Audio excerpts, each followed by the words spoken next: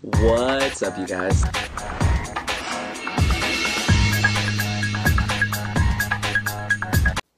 So originally I was going to make a video on needle fiber today, and I guess I'm going to have to put that video off probably for the next upload this week, but I had to actually make a video on this, and again, it's rare I make videos like this, but we're getting a common ash blossom. And again, whenever news comes out that I feel directly affects the player base, affects especially the competitive player base, and is also important for upcoming events, I have to talk about it. Shout out to John, House of Champs. I saw his video. I also saw on Facebook, Ready for Duel has, the confirmation. They have this poster that's saying it's coming out in the Destructure deck for the what is it, the Salamangreats or whatnot. So the main thing that we're going to talk about is what common ash blossom means for everyone, because now everyone is going to have access to it. Now, the first thing that was mentioned, and this is what I took from John's video, is a lot of people now are debating if they want to pre-order the dual power. The dual power is completely separate. There's completely different reprints in there, and yes, Ash Blossom is one of the chase cards. Now it's not going to be so much of a chase card unless you want the holo version, but that's one thing that you guys can take away, is that there is still impermanence, there was still Bell, there was still a bunch of cards, there's all the Nekroz reprints. If you pre-ordered it and you're regretting it now, I wouldn't fully regret it. I think even though Ash Blossom was a chase card, it can still be a chase card in the holo version, and all the other cards make the set still amazing. So first thing I'm gonna say is don't feel bad, that this got confirmed. I actually think this is amazing news, and I'm making a video on it because this really does impact the competitive format. It affects a lot of things. So the first thing I'm going to talk about is, now that Ash Blossom is available for everyone, first things first, good. Now you guys are probably wondering why. I have always said, and you guys know this, I sound like a broken record at this point because I've said it multiple times, but every player, whether competitive, casual, whatever it is, should have access to the same card pool. I've always believed that. I've always felt bad that, price is a factor in a lot of things. Outside of prize cards, we already know, you spend an arm and a leg for a prize card. It's either going to be good, it's either going to be bad. I mean, look at the Chaos Emperor Dragon. We saw it in a couple Thunder Dragon decks. We haven't seen it since. The decks are all having success without it, so to each his own. But now that Ash is just going to be a common, it's going to be a confirmed common, it's going to be a card that everyone can get access to. I think it's awesome. I think it's awesome because, again, a broken record here, but I love going into events knowing that my opponent is going to have access to the same cards I do, knowing that they are going to, I'm going to expect those cards. I'm going to expect to activate Gold Star, activate my Aurora effect when I banish it, and then get Ash Blossom. I'm going to expect it. I'm going to expect it because that's the way Yu-Gi-Oh! Should be played. You should never feel like you're at an advantage or your opponent's at a disadvantage against you, or vice versa, because of what cards you guys have access to. Again, dual power coming out will give everyone access to cards like Impermanence, Bell, etc.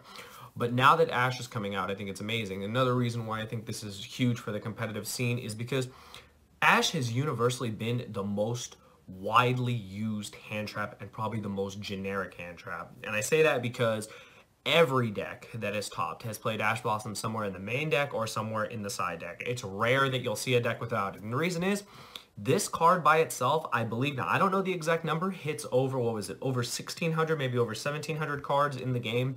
And what card can do that? Think about it. What card can do that?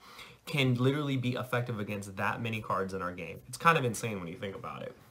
One of the things you guys already know, Ash was so amazing because, being able to hit Pot of Desires. Your opponent plays Pot of Desires, banishes the top 10 cards, and it actually becomes a neg. It becomes a neg 11 at that point because you Ash them, they get no advantage, they lost 10 cards from their deck. Pretty crazy. Not only that, but if we look at the competitive events that have taken place, people who had Ash Blossom were successful. People who didn't have Ash Blossom probably weren't that successful. Now, granted, you can think of other hand traps like Ogre, Droll, Veiler, all these other hand traps, but they don't do the same thing Ash does. Ash does so much for the game. Ash, being able to, like I said, hit Desires, being able to hit these crazy effects like against Thunder Dragons, be able to hit either the search effect of Dark or the special effect from deck of Roar.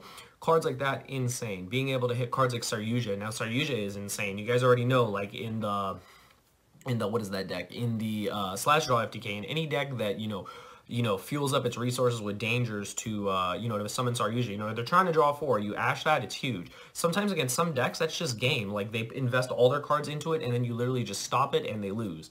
pretty insane. Other things with Ash is that it's just universally just like the best hand trap against so many decks because there's usually something you can hit in the top decks. Like if you look at Sky Strikers, it hits Engage. You look at the Rongo deck, it can hit, what is it? It can hit the second effect of Isolde, which is huge. If you look at Altergeist, now I know Altergeist is not really a deck where you want hand traps against them, but I digress. You know, you are able to hit Molaseek when it goes to grave for Linkuriboh and it searches, you can Ash that. When they use Multi-Faker or use Effect to Summon from deck, you can Ash that. You do have certain cards you can Ash. You also can Ash Spoofing, which I think is huge. So yes, Ash literally has purpose against every pretty much main deck of the format. I already mentioned Thunder Dragons. If you look at other decks like Trickstar, do I need to explain it? You know, Ash is not the best card. Like, yes, you could hit Light Stages, you could hit Candina, hope that they don't have not the Lily Bell, that they have the Lycris, but the best card to hit, Reincarnation. One of the few answers to Reincarnation when your opponent activates. It's Ash Blossom is one of the best answers. Probably the card you should be holding Ash Blossom for. So there's that. If you look across the board, every deck in Yu-Gi-Oh, Ash is the most generically effective hand trap. Now the last thing I'm going to say to close out this video is, now I know a lot of people have said, well, Slim, hand trap playing, the amount of hand traps played has gone down. Some people don't even play hand traps. Very true. A lot of these combo decks, Rongo, Goki Rongo, Jesse's Crazy Thunder, Danger Thunder Dragon deck, all these decks don't play hand traps. So does that mean that Ash Blossom is going to fall by the wayside? Absolutely not. The reason I say that is because, yes, these certain decks are combo decks. And the thing is, when you're a combo deck, you don't want that many hand traps. You want to see combo cards. Unfortunately, by itself, Ash is not a combo card.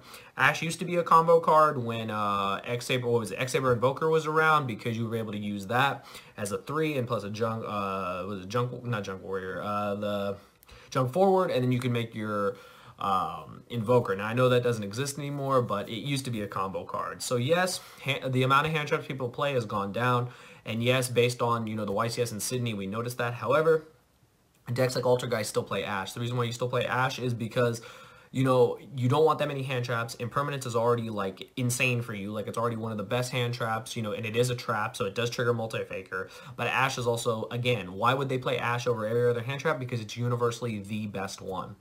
And that's one thing to take away is Sky Strikers still play it. They still play cards like Ash. They still play cards like Bell. They still play all these different cards. And, you know, they play them because they're universally good. When you look at the universal hand traps, Ash is definitely one of the best ones, as well as Impermanence. Most decks, if you've noticed, will literally just play those 6. They'll play 3 copies of Ash, 3 copies of Impermanence. And that says something. That says that these cards are the most generic, these cards are the most effective, and they are the best against pretty much everything, and that's why you play them. Now that the card is going to be mass produced, everyone's going to have access to it. So you are going to expect it. You are going to show up to your tournaments, whether it be locals, regionals, YCS nationals, worlds, etc. And you're going to know your opponent has it. Now, one thing that was also mentioned, because, you know, a lot of people hit me up about this. Do they think that now that Ash is being universally distributed, does that mean that the card is going to go to 2 like Japan? I honestly don't know. I think that that's kind of a weird thing, that if you do mass produce the card just to limit it, I think that's kind of weird. So I kind of disregard that. I don't actually think that will happen here in the TCG just yet. Now, I know Ash has definitely been one of the most played cards in Yu-Gi-Oh! Definitely during the competitive season last year and this competitive season thus far. And I know that it is something that could potentially happen if we do follow suit the way OCG does. But honestly, I don't see it happening. So I think it's amazing that this card is getting the reprint. I fully welcome it. Now, I know this card's had how many reprints, but let's face it, the price tag has sucked. Like, it's really sucked. I got my secrets, like, the very first week, like, as soon as the card, like, came out. After that, I just watched what happened. Ash Blossoms were through the roof. They finally get the what was it, the Ultra reprint. They're still through the roof. So hard to pull. You waste so much money just opening the product, just not even to pull the card. Then it comes out in the other set as a Super. Same thing. You can't even get access to it. And they're still so expensive. But now, guaranteed Ash Blossom. Not only that, you can get 3 of the structure decks. 3 of the structure decks, 3 Ash Blossoms. You can build your core. Insane. I think it's great for the game, and I fully welcome it, but I would like to know, what do you guys think? Are you guys happy that Ash Blossom is finally getting reprinted? If, like me, you have the original Ash Blossoms, I'm not even mad at it. I've been able to use Ash Blossom, and that's one thing is, don't be mad that this card is getting reprinted because you've had your Ashes for a while. They were an investment. Cards that you use at any tournaments that have ever brought you success, you know, since their release, I feel like if you didn't have Ash Blossom up to this point, you were at a disadvantage on the competitive scene. So if you did have access to this card, I think it was a great investment.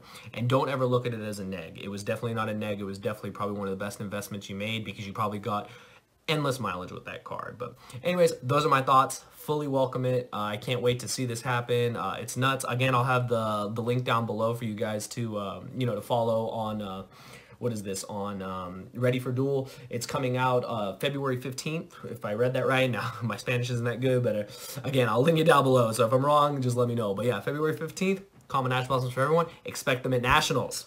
Yeah, not only dual power, but expect Ash Blossom everywhere. So I welcome it. I think reprints are very healthy for the game. And again, I hope every player, whether competitive or not, can have access to the same card pool because it just makes the game more fair. So anyways, let me know your thoughts in the comments below.